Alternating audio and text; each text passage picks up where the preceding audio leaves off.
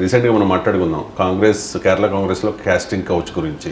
కానీ ఇప్పుడు తెలుగుదేశం పార్టీలో క్యాస్టింగ్ కౌచ్.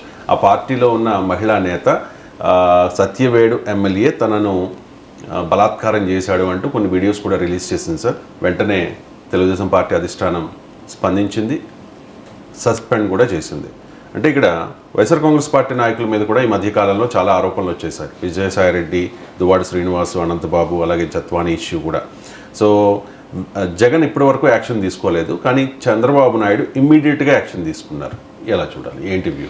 అంటే ఇప్పుడు అలా దానికి ఆ పార్టీలో వాళ్ళు సమాధానం చెప్పాలి. ఫండమెంటల్ పాయింట్ అంటే ఇక్కడ ఆ వీడియోస్ కూడా బయటకు వచ్చాయి. మిగతా కొన్ని ఆరోపణల స్థాయిలో ఉన్నాయి. ఆరోపణల స్థాయిలో ఉన్నప్పుడు యాక్షన్ తీసుకోవాలా లేదా అనేది ఆ పార్టీ ఇష్టం. వాస్తవం అయితే యాక్షన్ తీసుకొని విచారణ తర్వాత నిందితుడు కాడు అంటే అప్పుడు యాక్షన్ ఎత్తివేయవచ్చు. కానీ వైసీపీ తీసుకుంది మా పైన పొలిటికల్ కుట్రగా వాళ్ళు తీసుకున్నారు. ఎందుకంటే దానిపైన ఆరోపించింది టీడీపీ. ఇక్కడ టీడీపీ వర్సెస్ వైసీపీ కాదు. మీకు మిగతా ఇష్యూలు జత్వాని కానీ, మీరు మిగతా వాళ్ళ దువ్వాడ శ్రీనివాస్ కానీ, విజయసాయిరెడ్డి కానీ ఆరోపణ చేసింది వైసీపీ పైన టీడీపీ. ప్రత్యర్థి పార్టీ ఆరోపణ చేసింది, వైసీపీ సమర్థించుకోలేదు కానీ యాక్షన్ తీసుకోలేదు. ఇక్కడికి వచ్చేవరకు ఏంటంటే ఆరోపణ వైసీపీది కాదు, ఆరోపణ కూడా టీడీపీ నాయకురాలదే, వేరే వాళ్ళకి కాదు. ఇక్కడ వేరే రాజకీయ పార్టీ ఆరోపణ కాదు. ఇది రాజకీయ పార్టీ సొంత పార్టీ నాయకురాలే ఆరోపిస్తున్నారు. తర్వాత బాధితురాలు ఆరోపణ, వేరే వాళ్ళ ఆరోపణ కాదు. తర్వాత వీడియోలతో సహా ఆరోపణ. ఈ 3 డైమెన్షన్స్ ఉన్నాయి ఇందులో. సో అందువల్ల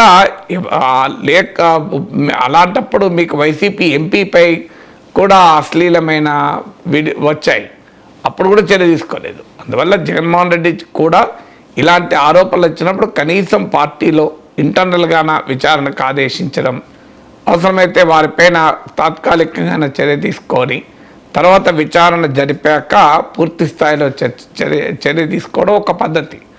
కానీ టీడీపీ దాడిగా దాన్ని వైసీపీ భావించింది కనుక చర్యలు తీసుకోలేదు. ఇక్కడ తెలుగుదేశానికి వచ్చేసరికి ఇది వైసీపీ దాడి అనటానికి అవకాశం లేదు. ఎందుకంటే వైసీపీ నాయకుల విమర్శ కాదు అది.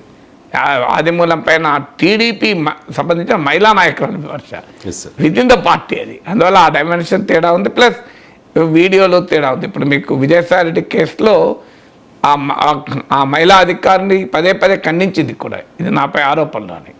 సో అందువల్ల ఇక దువ్వాడ శ్రీనివాస్ వ్యవహారం అయితే ఇది కుటుంబంలో ఉండేటువంటి వ్యవహారం. అది ఓపెన్గా ఆరోపించింది కూడా భార్య పిల్లలే, వేరే వాళ్ళకి కాదు.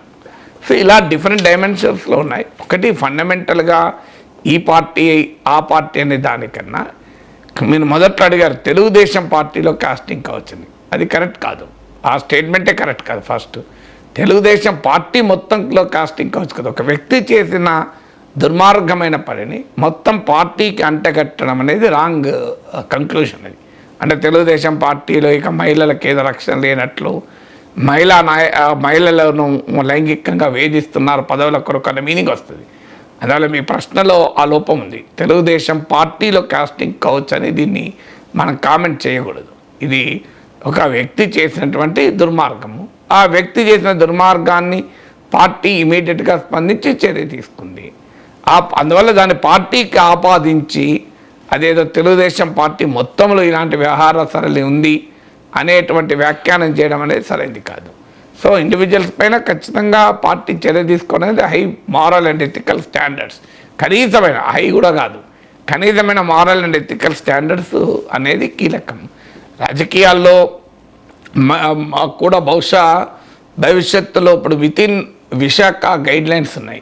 ఏ వర్క్ ప్లేస్లోనైనా మహిళలకు రక్షణ ఉండేలా చాలా వివరంగా గైడ్లైన్స్ను కోర్టు ప్రకటించింది. దానికి ముఖ్యమైన ఇంటర్నల్ కంప్లైంట్స్ కమిటీ అనేది ఏర్పాటు చేయాలని.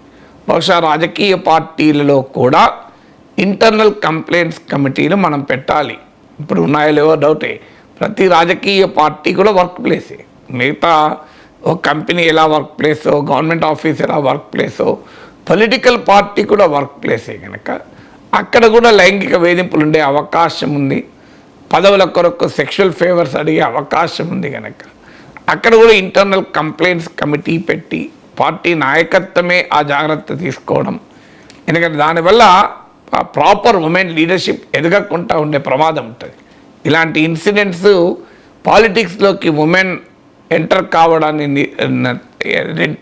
నియంత్రించేటువంటి తగ్గించేటువంటి ప్రమాదం ఉంటుంది. ఇలాంటి ఇన్సిడెంట్ చూశాక ఆ పబ్లిక్ లైఫ్ పట్ల ఆసక్తి ఉన్న మహిళకు కూడా పాలిటిక్స్లో రావాలంటే ఇదేంటి ఇంత దరిద్రంగా ఉంటుందా అనుకునేటువంటి ప్రమాదం కూడా ఉంటుంది. అందువల్ల పొలిటికల్ పార్టీస్ అవసరమైన ఏర్పాట్లు, వ్యవస్థాగతమైన ఏర్పాట్లు చేయాలి. రాజకీయ పార్టీలు ఇలాంటి ఘటనలు జరిగినప్పుడు తక్షణం స్పందించడం ద్వారా మిగతా వారికి కూడా బలమైన సందేశాన్ని పంపినవాళ్ళవుతారు. అందువల్ల తెలుగుదేశం నాయకత్వం చాలా వేగంగా స్పందించింది. అంటే ఆ డ్యామేజ్ను ప్రత్యర్థులకు ఆయుధం ఇవ్వకుండా, ఇప్పుడు మీరు అడిగారు వైసీపీ నేతలపై ఆరోపణలు వచ్చినా జగన్ చర్య తీసుకోలేదని. సో అందువల్ల రేపు టీడీపీ కూడా చర్య తీసుకోలేదనుకోండి, జగన్ చంద్రబాబు మధ్య తేడా ఏంటి, వైసీపీ టీడీపీల మధ్య అన్న విమర్శ వస్తుంది. అందువల్ల ఆ జాగ్రత్త ముందు పడ్డారు. కానీ తెలుగుదేశం పార్టీ కూడా ఆలోచించాల్సింది వరుస పెట్టి జరుగుతున్న ఇన్సిడెంట్స్. వైసీపీలో ఎలా అయితే ఇన్సిడెంట్ జరిగాయో టీడీపీలో కూడా డిఫరెంట్ ఇన్సిడెంట్స్. 3 మంత్రులు వ్యవహార సరళి బాగా లేదు, చంద్రబాబు నాయుడు చాలా కోపంతో ఉన్నాడని కూడా నిన్న ఏబిఎన్లోనే వచ్చింది వార్త. ఇది కూడా ఏబిఎన్లోనే ఎక్కువ వచ్చింది. ఇదేదో సాక్షిలో ఫస్ట్ బ్రేకింగ్ వచ్చింది ఏబిఎన్లోనే. అందువల్ల దీన్ని ప్రత్యర్థుల కుట్రగా అనడానికి అవకాశమే లేదు. అందుకే టీడీపీ కూడా ఇది వైసీపీ కుట్ర అని అనే అవకాశమే లేదు. అందుకే వెంటనే చర్య తీసుకున్నారు. లేదంటే ఇది రాజకీయ కుట్ర, ఇలాంటి వాదాలు ప్రతివాదాలు వినబడుతుంటాయి మనకు. కానీ ఎందుకంటే తనకు సొంత పార్టీకి సంబంధించినటువంటి వ్యక్తి ఆరోపణ తనకు వ్యతిరేక మీడియాలో రాలే.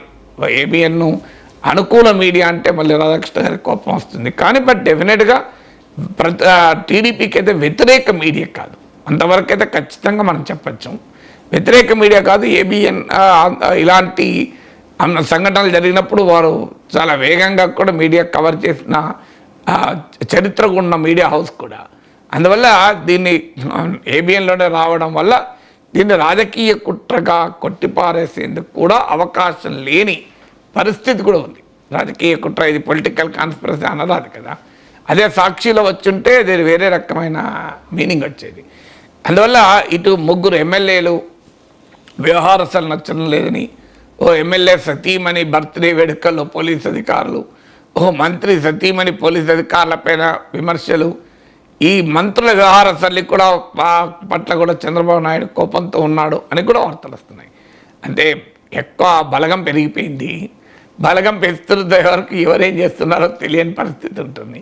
అందువల్ల డెఫినెట్గా తెలుగుదేశం పార్టీకి కూడా ఇదొక ఛాలెంజే. ఇలాంటి రకరకాల అధికారం వచ్చాక చంద్రబాబు నాయుడు అన్నట్లు కూడా మీడియాలో చూశాను, నేను కష్టపడి ఇటుకను పేర్చి పార్టీని నిలబెట్టి మళ్ళీ అధికారంలోకి తెస్తే మీరేమో ఇలాంటి పనులు చేసి అప్రతిష్ట పాలు చేస్తున్నారని అన్నట్టు కూడా చూశాను.